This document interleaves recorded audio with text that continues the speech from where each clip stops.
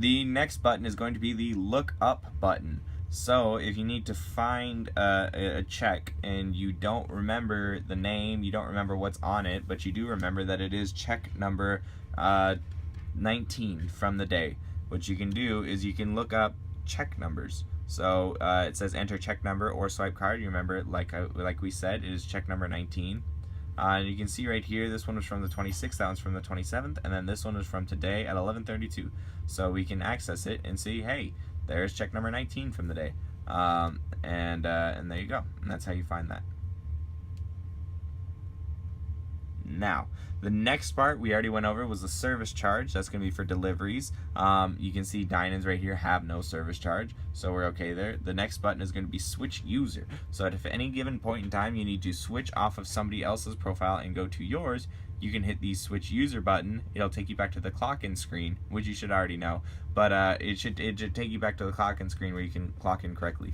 Now, the last thing that we need to be concerned about is this button right up here. This is our extras button.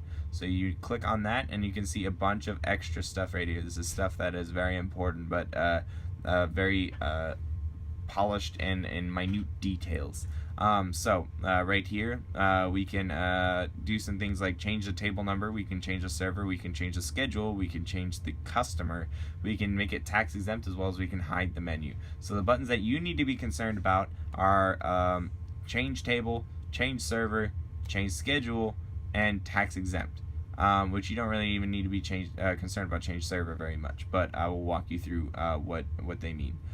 So change table, just so you guys know, will send the ticket. So if you are changing the table, as soon as you assign a table number to something, you are going to send the ticket to the back. So that is why we ask you to do the table service as opposed to the quick order and then change table number.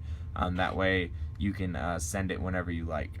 But the change server right here, if you do need to clock out, what you can do is you can hit change server, and then you can see everyone else who's on shift right now, and we can change server to anything or anybody that we need. So the next button, which is the most important button that you guys need to know, is the change schedule button. So right here, if someone wants to schedule an order for a later date, let's say they want to schedule it for tomorrow, which is the 29th. As you can see, today is the 28th. If they want to schedule it for tomorrow, what we need to do is select the dial right here, do the 29th. The next thing it'll ask you to do is to select the time that you want it ready by. So we're going to say they want it ready right as we open at 11 a.m. Now this next part is the most important part. So it is called prep time. So prep time is the amount of time before the time that they want it ready by, which in this case is 11, the ticket is going to print. So if we set a 2-hour prep time, that means it's going to print at 9 a.m. So I'll repeat again. Prep time is the amount of time before the ticket is due that the ticket is going to print.